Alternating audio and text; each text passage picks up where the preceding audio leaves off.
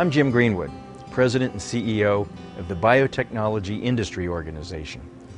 From the beginning of human history, our bodies have been vulnerable to a countless array of diseases that have sickened us, disabled us, and cut short our lives. For thousands of years, mankind has fought back with the medicines and surgeries we have struggled to devise. Now, we have entered the era of biotechnology, and our arsenal of weapons against disease has grown to be extraordinarily sophisticated. Our ever-expanding understanding of our DNA is enabling us to treat diseases as never before and move closer to one day curing the most deadly diseases. You are about to see some fascinating stories about the work of dedicated scientists committed to fighting cancer, diabetes, and other dreaded diseases.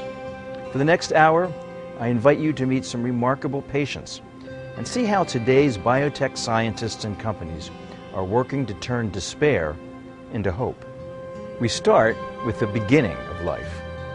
While most infants arrive healthy, for others, their life is on the line the moment they're born. Premature infants who come into the world months before they're due, and more often, they are surviving. Take baby Hope. She's no ordinary preemie. No one expected she'd ever be conceived, let alone survive after a premature birth.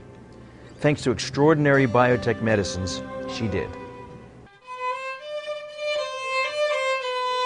Naomi Bartley might have been a concert violinist, but she's just glad to be a mom. Her daughter, Hope, is a normal, healthy 3-year-old, something doctors didn't expect when Hope arrived early, weighing just 1 pound 6 ounces. I love you so much. Look at that foot going. 25 weeks gestation, weighing 1 pound 7 ounces. Most people don't know how small these little guys are, but this is her hat that she wore when she was probably about a month old, actually, and it was big on her. I mean, you can't imagine how small these little guys are. Not a lot of margin for error at that point when you deliver a 1 pound 7 ounce into the world. Hope's now a healthy preschooler thanks to healthcare providers, medical technology, and drugs that helped her get through a difficult first 3 months outside her mother's womb.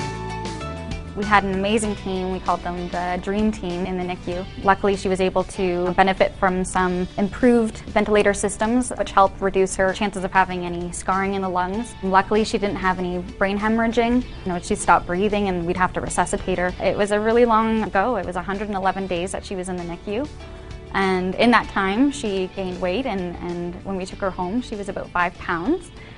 But it was a rough go. It was a rough summer. Starting to stand from the back. Perfect. And how tall are you? You're 3 feet tall. Hope was still in the danger zone when she came home. Her undeveloped lungs and immune system were an easy target for infection.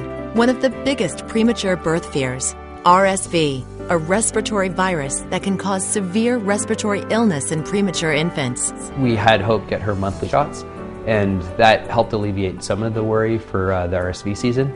And, part of that, it was really important for us to know that there was something to protect her. I think with all of the other stuff that you have to end up managing, it continues to be overwhelming. That's good, Alana. Good job. All right. Now she needs to have a bath, maybe? We were very lucky she didn't end up being hospitalized after she came home from being exposed to any sort of viruses or what have you. We're really grateful as parents to have been given that opportunity to protect her against RSV. Can you look at some of this demographic information? Sure.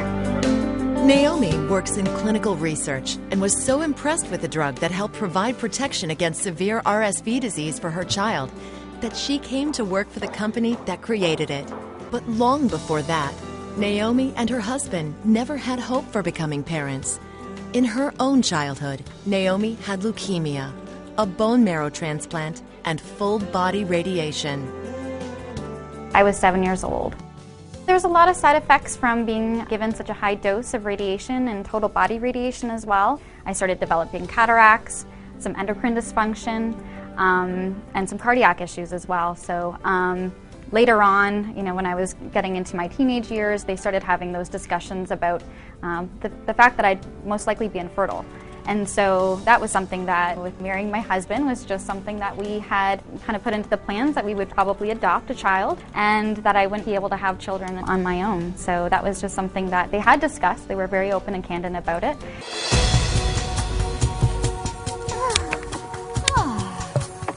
You had a busy day. I'm the most tired. You're the most tired. As an adult, Naomi developed thyroid cancer, which required more radiation and drugs. And then, a shocking surprise.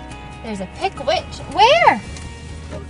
Every year they would do a follow-up to make sure that there was no cancer left, and prior to that they have you do a pregnancy test, and it was just a very routine pregnancy test. I took it, did it at home, and it said I was pregnant, which was a big surprise. It was actually April Fool's when I found out, so I thought someone's playing a prank on me, and then when I told my husband, he probably thought I was playing a prank on him as well, because it was, I mean, just an absolute shock. The doctors never thought I'd be able to have children. You want to do that one? Let's do that guy. Yeah. Naomi and husband Stephen were overjoyed they'd be parents. She was already 12 weeks along, and just 13 weeks later, Hope arrived, months too soon. Shoot, the butler. Is that what he's doing right now? He's taking the ballet shoes. I think what we were going through was just trying to make it to the next day, and I found a lot of strength in Naomi because she was so strong for Hope and she was being strong for me, and I think we found strength in each other. So each day it was just getting there and seeing Hope and seeing that she was doing well and just being there for her. Even though we couldn't touch her, we couldn't hold her. The cutest little hat. And she's had a long day again. Naomi and Stephen say it now feels like a lifetime ago. They are now removed from the stroller germ warning signs and struggling to protect their fragile premature daughter, Hope. She's now a bright, healthy preschooler, learning and hoping to one day play like her mom. I feel very blessed. You know, I do carry around her hat with me everywhere, just as a constant reminder of that, of how lucky we are to have medical innovation where we are today. She wouldn't be alive if she had been born 20 years ago. It's just miraculous. I'm very lucky to be here because of medical innovation. My daughter's very lucky to be here, and really try to live each day like, you know, it's her last, and really see it as a very precious gift.